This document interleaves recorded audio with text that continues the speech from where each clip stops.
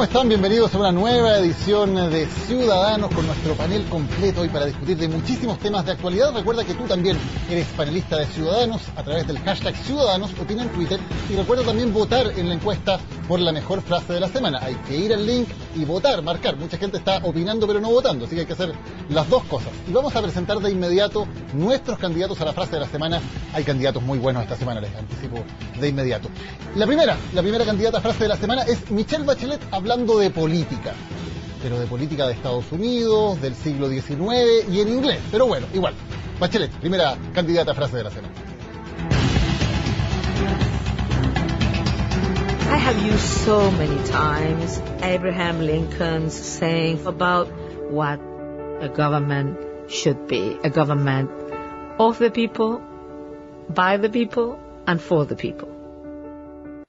Del pueblo, por el pueblo y para el pueblo. Bachelet hablando en un video promocional de la película Lincoln de Steven Spielberg. Segundo candidato, Andrés Alamán y sus sutiles alusiones a Lawrence Goldburn durante su discurso de proclamación. Lo que define a un político es, por último, la autonomía frente a los poderosos, la ausencia de conflictos de interés y la independencia frente a los grupos de presión.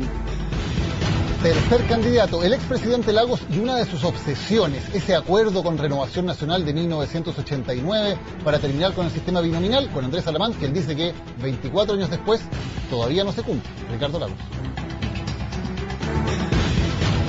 Uno de los partícipes más activos de este acuerdo fue Andrés Alamán, el actual candidato de Renovación Nacional.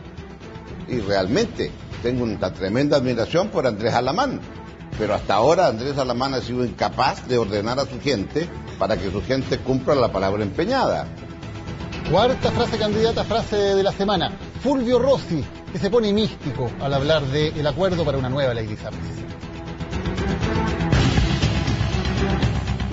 Yo siempre digo, hay una constelación de astros entre la irritación ciudadana por la alza en la utilidad de la ISAPRE, los recursos que están fallándose a favor de los afiliados, lo que pasa con el Tribunal Constitucional. O sea, hay una constelación de astros que se da para que nosotros hagamos una reforma integral del sistema y más bien del mercado de la salud privada chilena.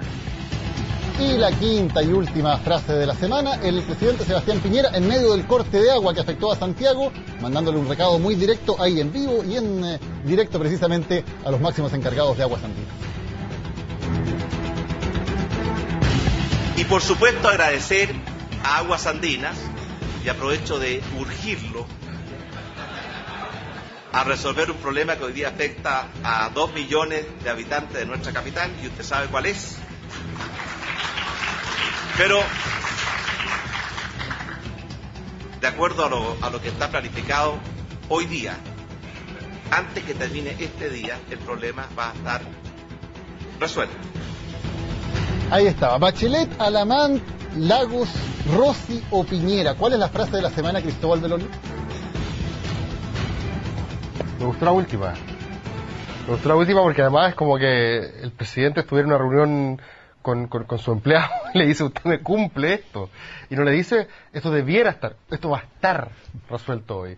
Y que además yo creo que es bastante empático con el clamor ciudadano. O sea, usted haga todo lo que sea necesario para resolver este problema que aqueja hoy día a... ¿Cuántos fueron? 2 millones. 2 millones de chilenos. Me quedo con la última. Sin ser pesado, trata de, con una risita, decirle, bueno, usted me cumple esto, usted es sector privado, yo Estado, le digo a usted lo que tiene que hacer. Okay. Jorge. No, yo creo que el presidente seguramente tenía información privilegiada.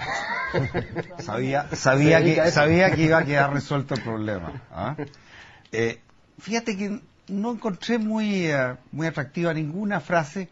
Yo me quedo con la pronunciación de inglés de la presidenta. Ya. La encontré extraordinaria. Muy bien. Perfecto inglés. La expresidenta. No, cuando tú has sido presidente, sigues siendo presidente. Sí, tú le dices... Así es. Presidente, no Ah, presidente. por supuesto. Cuando alguien ha sido presidente, tú lo tratas de presidente de por vida. El presidente la hago... Hay una cosa de tradición, en Estados Unidos se usa mucho, en Chile no sé si tanto. Pero Paula. Yo... a mí me encanta la frase de Lincoln en todo caso que eligió a Bachelet. No sé si es muy original, pero es una extraordinaria frase. Pero me quedo con Alamán. Me quedo con Alamán porque nuevamente es una muestra de de un gallito de fuerza, ¿no es cierto? Es bien agresivo, nada de sutil. Y trata de destacar las cosas que él cree, los diferencian, pero que así como equivocan el camino, me parece, en la estrategia en contra de Bachelet, me da la impresión que esta estrategia tampoco les está resultando muy bien. Entonces cada vez me parece que se va a ir poniendo más agresivo. Así lo fue en esta frase. Un voto para Alamán. ¿De Alberto? Yo quiero hacer mención simplemente que me parece que la expresidenta, cuando uno se ha sometido al rigor del silencio para la política interna del país, cosa que no está en los requerimientos de su cargo, digamos, me parece que entonces uno tiene que ceñirse a su cargo y no hablar de nada más que no sea su cargo públicamente, porque es una falta de respeto a mi juicio que esté dispuesta a promover una película y no hablar de la política interna de Chile. No obstante aquello, dado que la frase que me parece más interesante es la de Andrés Alamán, que plantea el tema directamente de los conflictos de interés y el vínculo con los viejos poderes fácticos por él denunciados y que tan caro le costaron, digamos, me parece que en ese sentido es la frase más potente. Perfecto. 2 votos para Alamán, 1 para Bachelet, 1 para Piñera. Ustedes deciden, recuerden entrar, el banner, cliquear y marcar entonces. Eche de menos a Mañalich. ¿A quién? A Mañalich. Mañalich, que ya lleva muchas semanas, Mañalich. Teníamos varias, pero al final lo dejamos fuera porque, para no dejarlo descansar. Iba a ser el dueño del programa. Vamos a dar como una especie de premio a la trayectoria. Podría ser como el Oscar, un premio a la trayectoria cuando se acaba la temporada. Sería buenísimo. Oye, bueno, el tema sin duda de ayer y que ha generado bastante controversia, este corte de agua potable en Santiago, 2 millones de personas afectadas. Algunos trataron de plantear un debate que también tenía que ver un poco, parece que volvió el agua aquí al estudio, hay un poco de ruido. Trataron de plantear también un debate más ideológico en términos, por ejemplo, de si faltan regulaciones, si está bien armado el sistema, si está bien o no que el agua sea privada. ¿Hay algún debate que pueda armarse ahí o fue sencillamente un problema puntual y ahí queda? Mira, yo creo que esto le habría ocurrido a un gobierno de la Unión Soviética, de Cuba, de Estados Unidos, de cualquier parte. O sea, no seamos más papistas que el Papa. Este es un hecho de la naturaleza que afecta a una empresa, cualquiera sea el tipo de empresa. Segundo, en el tema del agua, nos podemos enorgullecer que gracias a que Aguas Andinas es privada, tenemos en Chile hoy día algo que no existía cuando era pública: tratamiento total de las aguas servidas. Y eso es porque se han hecho grandes inversiones.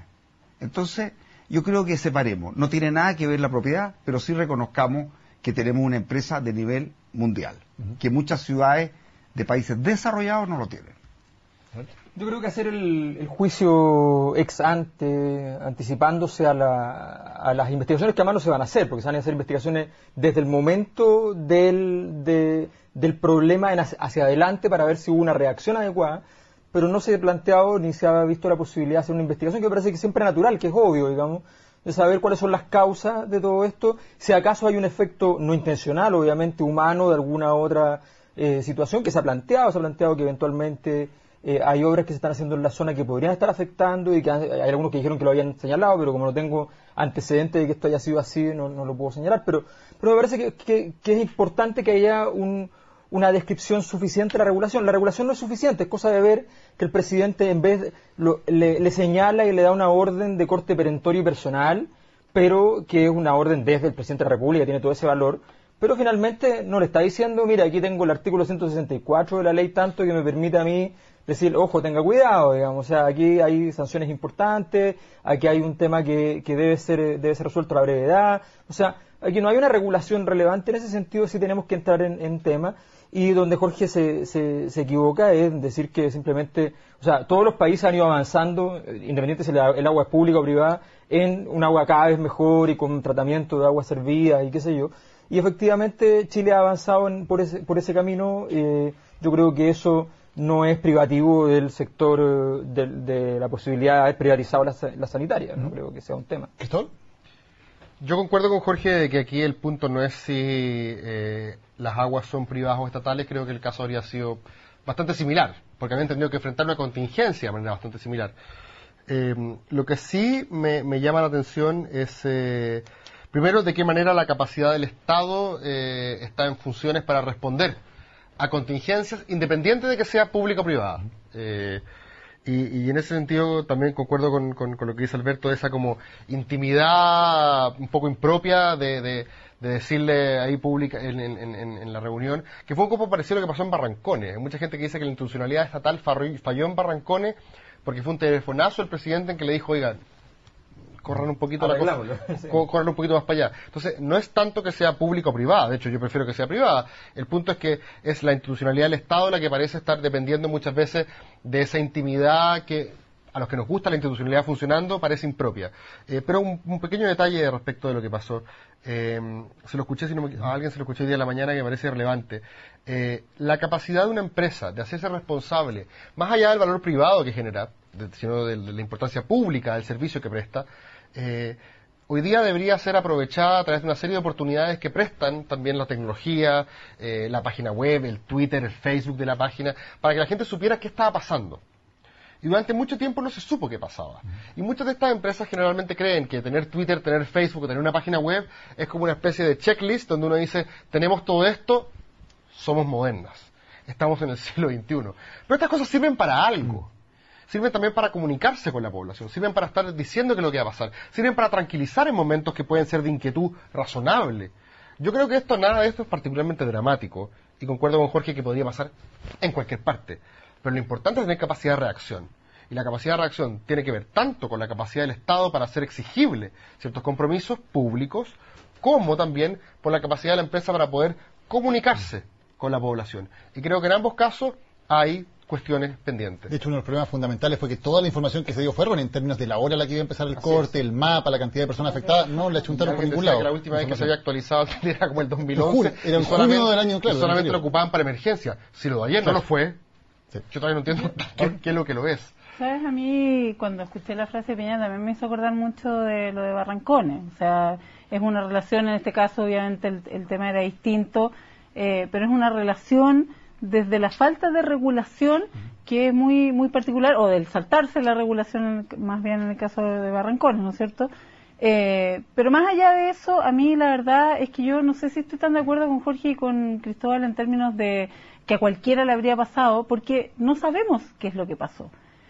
Porque las consecuencias... No, la luz sí, pero lo que pasa es que la causa una luz. No, yo estoy segura que hubo una luz. Ahora, ¿por qué se produjo? Si 3 gotas locas que caen no son capaces de producir aquello, si es que estamos fallando en la prevención, porque 3 gotas locas pueden provocar aquello, es lo que a mí me parece que hace falta ahondar, ¿no es cierto? Sí, y que tiene que ver con, o sea, y que me deja a mí un poco en el aire en términos de efectivamente cuáles son las causas, y si a partir de aquello, efectivamente Aguas Andinas actuó correctamente hoy y ayer, es decir, en la preparación tanto como en la reacción a este evento. Y también hay una queja de la comunicación incluso con las autoridades. Claro, el intendente decía, a mí no me avisaron, la alcaldesa de San Bernardo decía, yo me enteré cuando me fui a duchar y no tenía agua, que son las autoridades que finalmente tienen que estar a cargo de mover los camiones de aljibe, etcétera. Yo creo entonces que hubo también ese problema, y que fue un problema que no es propio de una empresa del siglo XXI, en verdad. O sea, la desinformación que se generó, no solo porque no había información, sino porque aquella información que había era una información errada, que hizo que muchas personas se confiaran, ¿no es cierto?, en que no iban a ser sujetos del corte, y finalmente terminaron siéndolo. Obviamente generó mucho más caos, porque finalmente, si uno lo piensa, tampoco es fin de mundo, ¿no es cierto?, si en un día se queda sin agua. Pero sí, evidentemente, la desinformación genera un desconcierto que yo creo que provoca el caos, ¿no es cierto? Pero fíjate que hay un tema que no es menor. O sea, yo creo que el problema de fondo con la empresa es el tema de cómo esta relación con el Estado se establece desde una perspectiva donde los gobiernos miran a la empresa, pero finalmente la miran con una cierta dosis de fiscalización, pero al mismo tiempo se ponen en el lugar de la empresa, básicamente por tratar de evitar una noción de desorden público, de sensación de caos y qué sé yo, pero en el fondo se ponen siempre parados desde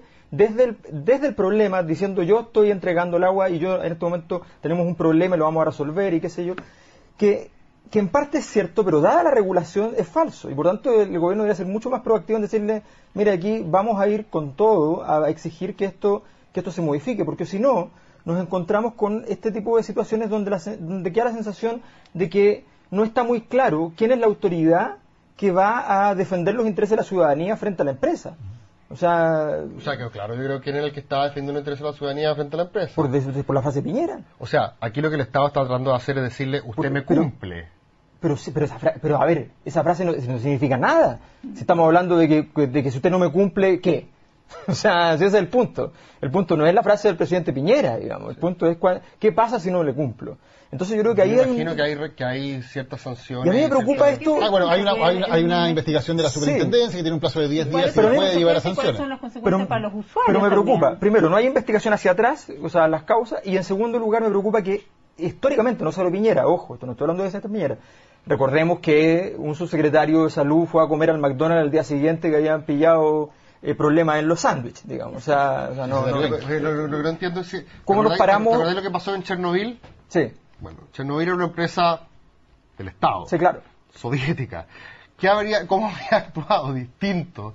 O sea, dicho de otra manera, ¿de qué manera la herramienta de la regulación del Estado habría cambiado si la empresa fuera del Estado?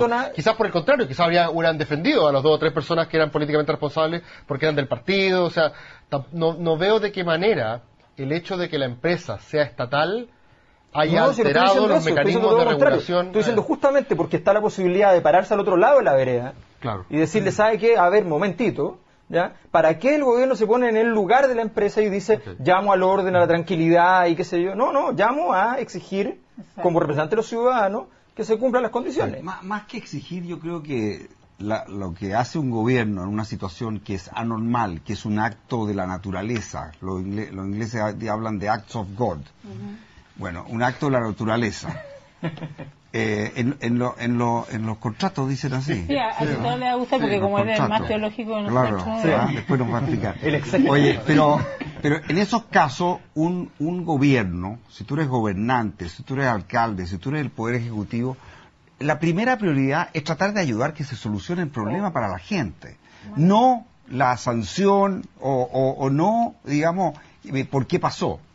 Ayudemos a que se solucione lo antes posible. Eso es lo que haría yo. Cambiemos de tema, hablemos de la reforma al sistema binominal, historia repetida, otra vez era acerca del 20º proyecto en discusión en el Senado, otra vez no hubo los votos para lograrlo.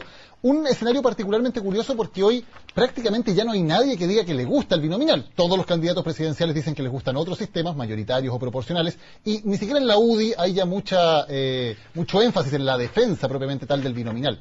¿Cómo nos explicamos este escenario en que parece que todos están de acuerdo en que hay que cambiarlo, pero se han cumplido ya 23 años de democracia y no se cambia el sistema? Yo creo que es un show que la verdad cada vez indigna más, porque efectivamente el discurso público y políticamente correcto, ¿no es cierto?, estamos todos en contra del binominal, nuestro país ya no tolera más este sistema, ¿no es cierto?, hay que ver formas de modificarlo, algunos proponen algunas, otros dicen discutámosla, en fin. Pero cuando llega el momento de los cubos, ¿no es cierto?, no hay nunca quórum y no hay interés y siempre hay excusa. O sea, esto de que nosotros nos vamos a retirar, nos vamos a abstener a pesar de que tenemos un acuerdo porque vamos a presentar otro proyecto, es una forma de dilatar esa falta de solución, ¿no es cierto?, que de verdad sorprende que crean que los ciudadanos se van a quedar tranquilos con esa respuesta. Lo que ayer ocurrió, ¿no es cierto?, ¿hoy día? Ayer.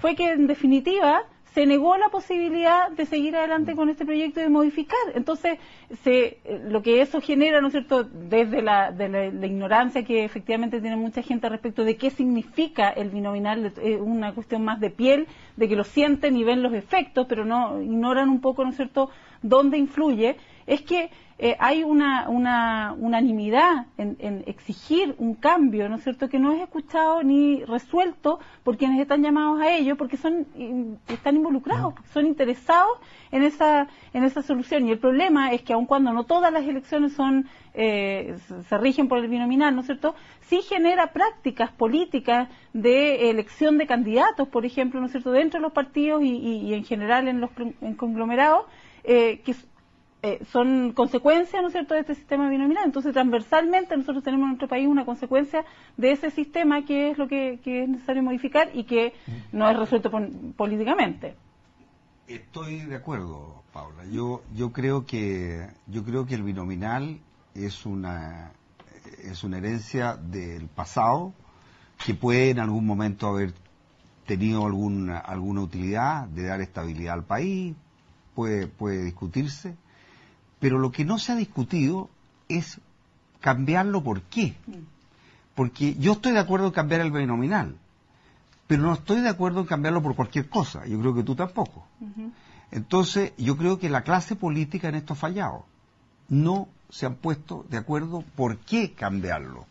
Y necesariamente por los quórum que necesitan, tienen que ponerse de acuerdo. Entonces yo les diría, oiga señores, el país tiene la sensación de que hay que cambiarlo, trabajen y pónganse de acuerdo. ¿Quieren ponerse de acuerdo en la pregunta? Bueno, es que ahí está mi gran duda. Yo creo que no les conviene. Aquí no les conviene que no seguir siendo reelegidos, no les conviene cambiar el binominal. Es mucho más cómodo para mí, si yo fuera un candidato, que me nombren en una región, ¿no es cierto? Y prácticamente, sin hacer campaña, salir elegido. Ojo, y yo creo que muchos de ellos están en esa situación, de los dos lados, en que son reelegidos y reelegidos, se nombran, se reparten y sigue, y hemos formado, en realidad, después del retorno de la democracia, hemos formado una casta política. Hoy día en Chile no hay un problema de clases sociales. En Chile hoy día hay una casta, que estamos como en la India. Hay una casta de brahmanes, que son los que se sienten, además que se sienten que ellos nos tienen que representar a nosotros, a todos los ciudadanos. ¿Por qué? Cualquiera puede representar a los ciudadanos.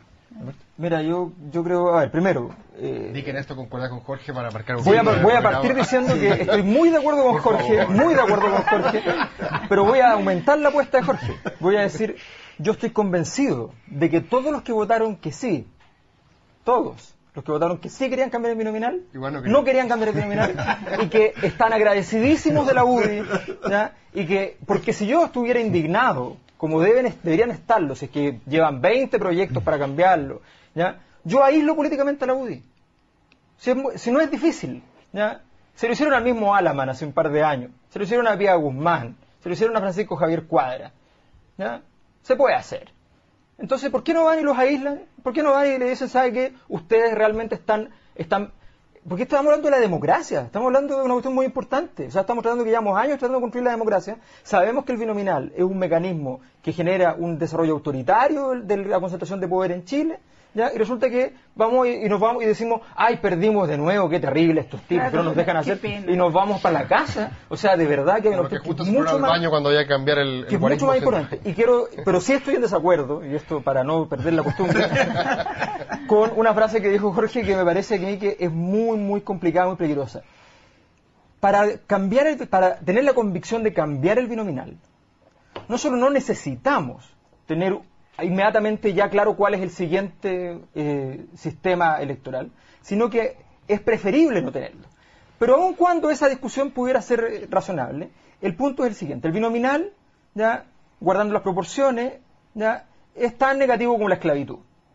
Y yo no puedo decir voy a abolir la esclavitud, pero no tengo todavía claro cuál es el tipo de relación que vamos a tener, así que por tanto no podemos cambiarla hasta que tengamos claro qué es lo que vamos a poner. No, tenemos que tener una discusión democrática a sabiendas de que el binominal ya no va más, ¿ya? A partir de esa discusión vamos a tratar de ver efectivamente qué es lo que hay. En Chile hay una crisis de representación, y esa crisis de representación tiene en gran medida, no en única, pero en gran medida, una causa en el binominal, y tenemos que cambiarlo, punto. Y por eso también es que además no se aísla de todo el sistema político en general, ¿no es cierto? Hay muchos otros temas relacionados y que es necesario incluir dentro de esta discusión, como por ejemplo qué ocurre con las elecciones regionales de autoridades regionales, y el impacto que eso tiene respecto de los parlamentarios, su elección y el rol que les toca cumplir, como el presidencialismo versus parlamentarismo y la distribución de atribuciones entre unos y otros, y eso no tiene por qué llegar efectivamente con un paquete armado y decir, mira, esta es mi solución, por eso cámbialo. Es un proceso que probablemente se debiera ir dando durante la discusión, se van aportando ideas, ¿no es cierto?, pero con una convicción transversal de que es necesario cambiar este sistema, ¿no es cierto?, y buscar uno mejor, y entre todos a lo mejor llegar al acuerdo de cuál es ese mejor. Todos tienen que trabajar. Sí, bueno, voy a ahorrarme todo lo que significa el veto de la UDI o esta cobardía institucional de protegerse bajo el binominal para no competir en igualdad de condiciones. Me voy a referir a dos cuestiones muy...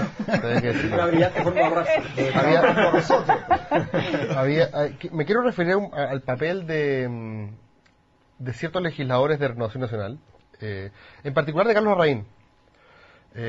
Y porque Carlos Larraín, como todos sabemos, no ostenta el escaño que tiene por elección democrática, sino porque se lo cedió, básicamente, el candidato presidencial de Renovación Nacional, Andrés Alamán.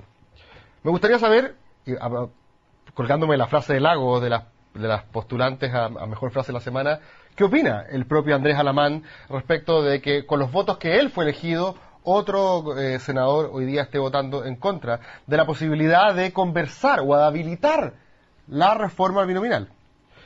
Sobre todo viniendo de una persona a la cual muchos medios de comunicación y ciertos actores bastante cándidos le compraron este bluff olímpico de juntarse con Ignacio Walker y decir, no, es que mira, juntos estamos tramando una cirugía mayor al sistema.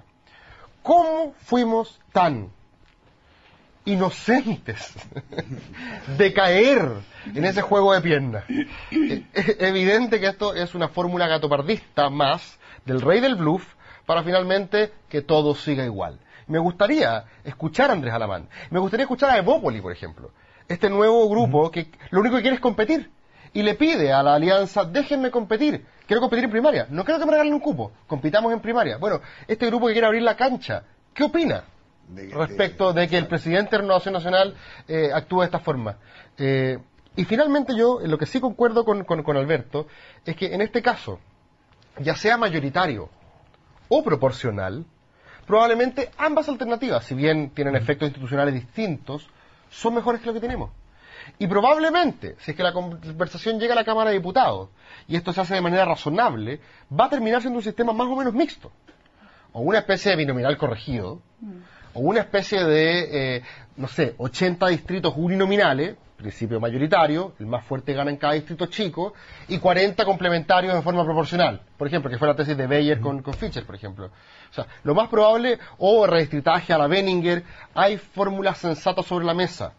Lo que hoy día está pasando es que sencillamente, una vez más, con espíritu de cartel, estamos impidiendo a nuevos actores entrar en igualdad de condiciones, porque suele ser bastante natural en la naturaleza humana, nadie legisla en contra de su propia estabilidad laboral. Tenemos que hacer la primera pausa en Ciudadanos de CNN Chile. Recuerden votar por la frase de la semana y comentar también con nuestro hashtag Ciudadanos. Pausa y volvemos.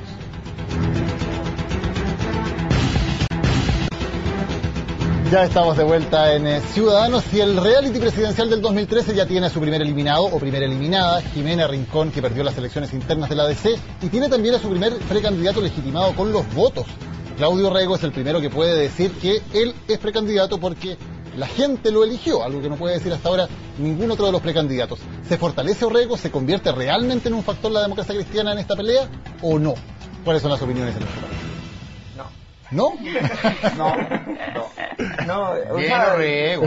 Ya, bien, Paula, di que sí. Bien todo, bien las primarias, Paula, bien Orrego. Di que sí. Pero claro, o sea, tampoco... O sea, somos todos inteligentes. Paula. A ver, no, es que yo creo que se transforma en un candidato mucho más validado, desde luego, ¿no es cierto? Eso es indudable. Pero bueno, las cifras también son parte de nuestra realidad, ¿no es cierto? El camino es largo y arduo, ¿no es cierto?, hasta llegar a una primaria en donde en verdad él llegue con un poder suficiente, cosa que de todas formas es un envión esto que hasta ahora ninguno ha tenido y que me parece mucho más valioso por lo demás que ninguna encuesta, ¿no es cierto?, que le dé un 1% o un 7% o un no sé cuánto a otro candidato. Lo que él ha hecho es someterse a una decisión más ciudadana, ¿no es cierto?, tener una altísima participación, que eso yo creo que es un logro tanto para la democracia cristiana como para Claudio Rego y para la Jimena también, ¿no es cierto?, y ser elegido de esa manera. Le da una autoridad, una presencia que obviamente hace que tenga otro peso hoy por hoy. Ahora, que el trabajo es, que lo que haya ocurrido, ¿no es cierto?, signifique que él esté hoy más en una igualdad, en paridad o mucho más cerca de Bachelet, probablemente no, y en eso sí las encuestas son un poco más contundentes, pero yo creo que es un enorme paso y que lo posiciona absolutamente de otra manera. ¿Fuiste a votar? O sea, no cambias tu Cumplí voto con mi de deber. Bachelet a Orrego por esto.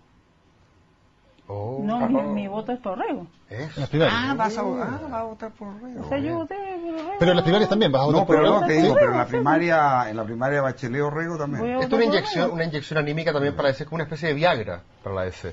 Tienes que pensar que la DC es un partido cansado, un partido un poco... un partido un poco pasado a naftalina. Azul, ¿no? además. No es el color de la DC, pero es un partido un poco pasado a naftalina y esto efectivamente lo vigoriza. Es un Viagra político que significa además un chauvinismo importante de llevar un candidato que es con la identidad, con el ADN de la DC muy afín. O sea, el padre de Claudio Orrego fue uno de los fundadores de la DC, su lote es muy social cristiano, muy ignaciano, es decir, ahí está también la eterna promesa de los príncipes. Entonces me parece que es un reconocimiento a Orrego, me parece que Jimena Rincón también hizo una muy buena campaña, muy enfocada a regiones. ¿Cuántos votaron finalmente? Casi 60.000 personas. Nosotros decíamos que con más de 23, que fue lo que votaron en la última interna, ya era un éxito. Así que la DC puede decir aquí, misión cumplida, vamos a enfrentar a Michelle Bachelet con un candidato... Ignacio Boca? Debería ser altura, ¿no? Bueno, Aldo Cornejo es una carta fuerte, más cercana. Parece que están apoyando a Cornejo porque sería o habría sido más cercana a... Cornejo, muy cercano, ha sido muy cercano políticamente a Michelle Bachelet. Elegir a Cornejo un poco, creo yo, a esta altura, si te vais por la idea del camino propio, somos la DC, forever and ever, y todo el hoy día Cornejo es tirar la cadena a Orrego. Ahora, ¿cuál es la estrategia para Orrego? ¿Él tiene que ir a enfrentarse directamente con Michelle Bachelet? ¿Tiene que más bien buscar un enfrentamiento con Andrés Velasco, que uno dice se están disputando el segundo lugar, además se disputan un espacio en el centro político? ¿Cuál es el rival al que tiene que estar mirando Orrego de aquí en adelante? Yo creo que el problema de Orrego es un problema más complejo, tiene que ver con que su rival es el proceso histórico que se está viviendo. El problema es que la democracia cristiana no tiene rol que cumplir hoy día en el proceso que está viviendo Chile, ni en el que viene viviendo hace un rato. O sea, la democracia cristiana ha perdido su vínculo con los sujetos sociales que le fueron representativos históricamente, ha perdido esos vínculos, y esa pérdida parece ser estructuralmente muy fuerte. Entonces, a mí me parece interesante como fenómeno que efectivamente hay una primaria muy exitosa, que me parece que va a ser un signo de los tiempos, es decir, la micropolítica va a andar bien y la macropolítica va a andar mal, ¿ya?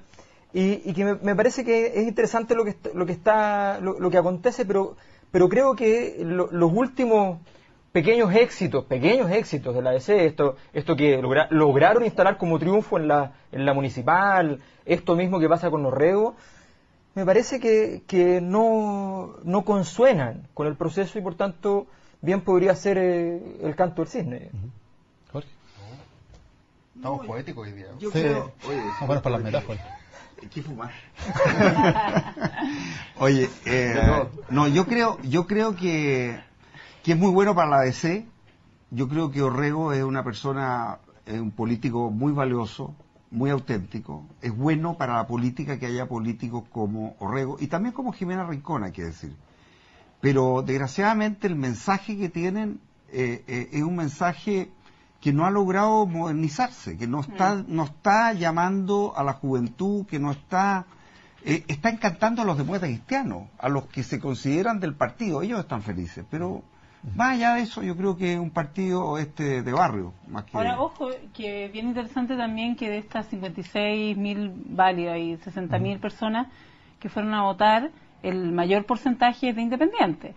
Por lo tanto, yo creo que ese es un dato, ¿no es cierto?, que muestra que también está yendo un poco más allá y en ese sentido sí puede haber una renovación. Ahora, desde luego, yo creo que ese mensaje también tiene que actualizarse y en eso estoy de acuerdo. Yo soy mucho más liberal que Claudio, probablemente, sin perjuicio de que lo haya apoyado. Entonces, el punto es que esta es una oportunidad de visibilizarse, de potenciarse, ¿no es cierto?, pero que requiere, ¿no es cierto?, también acercarse a lo que realmente se necesita, lo que se quiere para poder ser un candidato completo. Lorenzo Corbón tiene video, Andrés Alamán también presentó hoy y publicó en YouTube su propio video, lo vamos a revisar y después comentamos esta estrategia presidencial de Andrés Alamán. ¿Cuál es mi problema?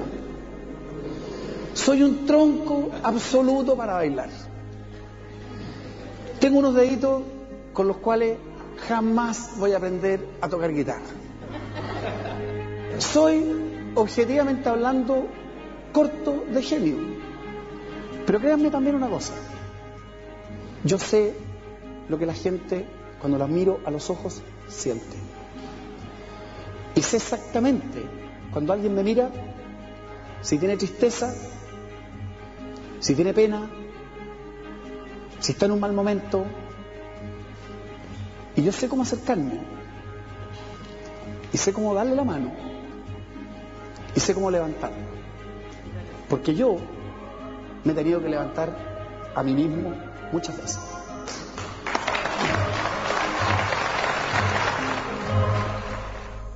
El video de Alamán les gustó, ¿no? ¿Eso era? Sí, pues. Una microcápsula. Claro. Me acordé de cómo partía la campaña de la Rúa. ¿Se acuerdan que decía, soy fome, soy aburrido? Soy aburrido. Trató de partir así, pero después nos trató de vender que era como una Bachelet remasterizada. O sea, yo lo miro y sé lo que siente. Está bien, o sea, me imagino que debe ser parte de lo que a él le gustaría avanzar dentro de su proyecto personal. Pero no me generó absolutamente nada. No se me paró ni un pelo. Ahora, si él criticó que el video de Goldberg no tenía ideas políticas, Menos. el que mostró en el Consejo General parecía tener más ideas políticas. Claro, el del Consejo General tenía otro... Pero me parece un poquito cara de trasero, para decirlo de forma televisiva, decir que el video de Goldberg no tenía ideas políticas, si este es tu respuesta. Cuidado, Cristóbal, puede terminar siendo tu candidato a Alamán. ¿Cómo van en la votación de Red Liberal? Ya está un poquito... Ya, cuidado, están ahí Alamán con Velasco. Está bien, porque Pero le hace exigencia me reservo igual el derecho de ser imparcial como analista político hasta el final, aunque sea mi candidato. Perfecto. ¿Paula? Yo la verdad, a mí me sorprendió lo malo. O sea, encontré que un video que no logra nada, lo escucho peor casi que el de Goldberg, porque por último ese a mí no me gusta, pero creo que le puede llegar a muchas personas, ¿no es cierto?, y lograr un objetivo de marketing súper claro. Pero acá sí es como vender una pomada de la empatía, sin ninguna idea, cuando el mensaje fuerte que había dado era que el de Goldberg era vacío en ese sentido, un candidato humano. No tiene un valor esto que es muy de manual, sobre todo las campañas norteamericanas, de que el candidato se ría de sí mismo, que es algo que en general se considera que es positivo. Eso puede ser bueno, reírse de sí mismo. Sí. Lo que a mí no me gusta es cuando se usa mucho el yo. Me choca un poco, ¿no? El yo y en un tono un poco de prédica. Oye, me recordó algunas prédicas. Sí. ¿Ah? Sí. ¿A ti también te recordó prédicas? Sí, fue súper prédica. Yo creo que justamente hay un tema ahí bien interesante que lo plantea muy bien Jorge. Yo creo que el problema de plantear al candidato como un individuo carente de todo contexto, a mí me parece que es malo para la discusión, o sea, que no nos hace bien. Yo creo que si había algo que uno podía decir desde la otra vereda política, es decirle a Andrés Alamán, es que yo sé que el tipo iba a entrar a la pelea a discutir los contenidos y los temas más profundos. Uno podía tener muchas diferencias, pero sabía que con Alamán iba a llegar a las profundidades de los grandes temas políticos. La sensación que queda con este video es que parece que esa discusión no va a ser. La sensación que queda es que luego de reconocer varios defectos, menciona como virtud otro que es su defecto, además, que evidentemente no es empático, digamos, o esa no es su historia, al menos, no es su historia política basada en la empatía, y por tanto yo creo que ahí hay un juego, hay una trampa que no termina por funcionar, y creo sencillamente que se empiezan a perfilar un poco las elecciones en un tono que me parece preocupante, que tiene poco que ver con lo que está pasando, nuevamente el problema de la representación, con lo que está pasando en la sociedad, con lo que pasa en los candidatos que llegan con tonos muy personalistas. Orrego dice yo tengo calle, Alamán dice ahora yo soy empático, que no me lo esperaba, digamos, ¿ya? Goldberg dice yo soy una revista y me gusta, ¿ya? O sea, eso una interpretación libre de la campaña. En defensa de Andrés Alamán, el discurso que él hace en el Consejo General es un discurso con mucha mayor densidad política que el que hizo Goldberg en el Consejo de la UDI. Es un discurso más republicano que el que hizo Goldberg en el Consejo de la UDI. Pero eso no es extraño, si Alamán de así, por eso es que extraña más el video. Exactamente, siguiendo la línea de lo que decía Andrés. Pero este no es un video como el de Goldberg. Yo entiendo que esto es una filmación más que un video. Sí, no es el video para hacer la propaganda. Lo que pasa es que hay una filmación. Hay un elemento nuevo, que en el fondo antes esperábamos las franjas electorales para ver las piezas audiovisuales de los candidatos. Ahora con YouTube las campañas van subiendo videos libremente. Es una franja, claro, una franja libre por internet. Cada vez que hay una edición de parte del comando, uno va a sentir que hay un producto que ellos quieren que se vea. Claro. Y quieren que se vea para mostrar algo. Claro. porque es el comando el que lo edita. Si esto fuera una cámara oculta, sería distinto. Y probablemente después el valor de las cámaras ocultas. Claro, como la del delantal. Buena la del delantal, ¿ah? O sea, por supuesto, porque no le hace, buena, ¿no te parece, no le hace un Paula? favor a la candidata, salvo algunas feministas particularmente. Véanla. No, el delantal es del año 2005. Es del año 2005. Hay que verla en YouTube. Bachelet, se pone Bachelet delantal, es interesante. Es un buen video, un poco antiguo. Lo vi en su momento cuando salió, porque es una polémica renovada, que ya había salido en su momento. Claro. Jorge, ¿en qué va esto de yo quiero ser presidente? Mira, a propósito de ello, es algo... A ver... Expliquémosle a la gente que no sabe. Expliquemos lo que se trata. En el diario, sí, cuenta, lo que se trata es que se juntó un grupo de alrededor de 10 personas, todos relacionados, todos independientes. Nos juntamos por otros propósitos relacionados más bien a temas de emprendimiento. Y se empezó a hablar de política, como se puede hablar en muchos grupos de amigos, y se empezó a hablar, y la gente se empezó a acalorar y a decir que los partidos políticos no nos representan, que hay falta de representatividad, de que hay un sector grande de la población que son huérfanos, gente de centro derecha, que no se sienten interpretados por las posiciones más bien de arrinconada de derecha, ¿no es cierto?, de extrema derecha, de Renovación Nacional de hoy día, de Carlos Larraín, de la UDI, gente que es de centro derecha, pero que no se sienten representados, gente incluso de centro izquierda liberal, que no se sienten representados ni por la democracia cristiana, ni por el PPD de Girardi. Entonces se empezó a decir, aquí hay una gran masa, son 7 millones que no han votado. ¿Y qué pasa si esa masa decide ir a votar y votar por Cristóbal Belola? Por decir algo. O por Alberto. ¿Qué pasa? Entonces lo que se dijo es, con las redes que hay hoy día, se puede establecer un sistema por el cual los que quieran hablar, los que tengan algo que decir, lo digan y se planteen frente al país. Y la idea va a ser levantar una candidatura. No, ninguno de los que estaba ahí, lógicamente, porque ahí se cambia el carácter de lo que estábamos haciendo, ninguno de los que está ahí tiene ninguna pretensión de ese tipo. Pero simplemente el proveer una ventana, abrir una ventana y que entre aire fresco. Un partido ciudadano. Perdámosle el miedo a la libertad. Veamos qué pasa. Y esto no solo para presidente, para futuras candidaturas de diputados. Jorge, pero para entender, ¿cómo se elige ese candidato y cómo se juntan las firmas? ¿La idea es poner a alguien en la papeleta? Yo no voy a entrar en detalle. ¿Ya? Lo pueden ver a partir, tengo entendido, de mañana en el sitio yoquieroserpresidente.cl. Y ahí van a aparecer todas las reglas y toda la trayectoria que va a tener. Yo creo que es un ejercicio de democratizar sin miedo. Yo creo que hay que perder el miedo a la libertad, hay que perder el miedo al binominal, hay que eliminar el binominal, hay que abrir las puertas, hay que abrir las ventanas. Chile estamos en otro nivel. Hay que recordar, hoy día es un día histórico. Hoy día, después de 40 años, tenemos el desempleo más bajo en Santiago de la historia, en 40 años. Eso sí que es histórico. Entonces un país que tiene un prácticamente pleno empleo, que este gobierno lo recibió con más de 10% de desempleo y que hoy día tenemos 5,2%. Un país donde el ingreso real en el último año en Santiago subió más de 12%. Un país donde la gente se puede plantear las cosas que han planteado los estudiantes. Yo creo que hay una discusión sobre el tema de la educación, si debe ser pública, si debe ser privada, qué es lo que debe dar el Estado. Yo creo que estamos en otro nivel de desarrollo. Entonces, tenemos también que abrir las ventanas de la política y eliminar los oligopolios, los grupos protegidos, las castas que se reeligen. Y eso lo tiene que elegir. ¿Quién lo puede exigir eso? Lo puede exigir esos 7 millones que no votan. Ahora, yo creo que lo interesante de la campaña, fíjate, es que justamente no sé cuál va a ser el resultado y en definitiva en consecuencia el aporte.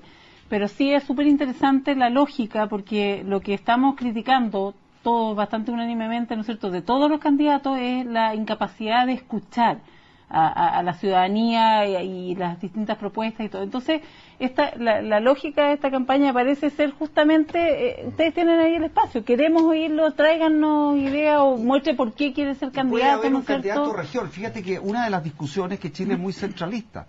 ¿Acaso no hay nadie en las regiones de Chile que pueda ser candidato a presidente? Bueno, la Jimena Rincón iba en esa línea y yo creo que era algo súper rescatable de su campaña, ¿no es cierto? Porque efectivamente, de alguna manera, se mostró como candidata en representación de las regiones y la posibilidad desde regiones, ¿no es cierto?, de efectivamente contar con un candidato, presentarlo y que pueda ir bien. Muy breve, me parece muy simbólico en todo caso que se junten, ¿cuántos eran? 10 empresarios y digan, estos tipos no me representan. No eran empresarios, ¿eh? Bueno, emprendedores dijiste. Lo tomo con un eufemismo. Estoy hablando, déjame decirte una cosa. Yo era invitado a una reunión en que el promedio de edad era unos 20 años menor que yo. O sea, y donde habían mujeres, habían hombres, éramos 10. Pero eran emprendedores. No eran amigos. Yo conocía a 2 o 3 de ellos. Estábamos juntándonos alrededor del tema del emprendimiento. Eran emprendedores, no empresarios. Gente que tiene proyectos de internet, gente que tiene gente que está buscando crear trabajo. Bueno, eso no es malo.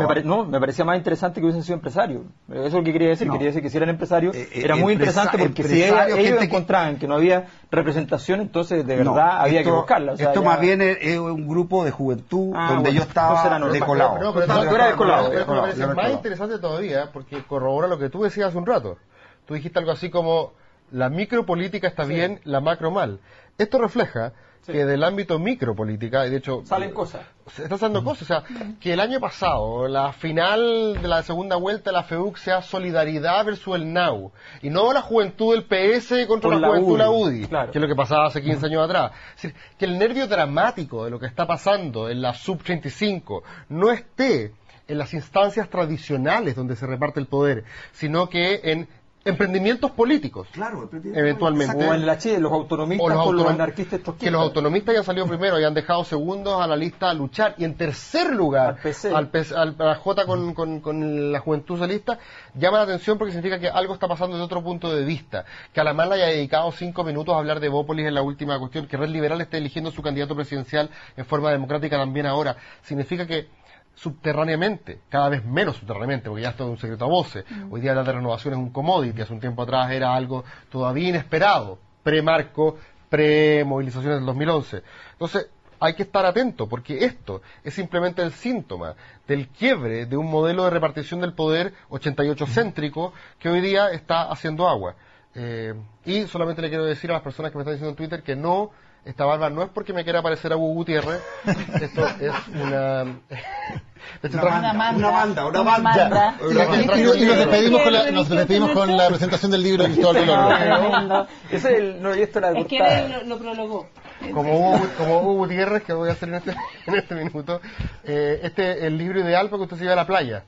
Usted quiere entretenerse en la playa, no lea las 30 sombras de Grey, quiere una lectura, las 50, perdón, son más, las 50 de Grey, quiere erotizarse estas vacaciones, La Fuerza de la Libertad de Jovino Nova. Vamos a ver quién fue el ganador de nuestra frase de la semana. Aquí están los resultados. Ustedes eligieron a Ricardo Lagos, ¿no? Ricardo Lagos como el ganador de la frase de la semana en estrecha elección contra Andrés Alamán y Sebastián Piñera. Así que los dejamos con la frase del expresidente Lagos, que ha ganado como la frase de la semana, y nos reencontramos el próximo miércoles.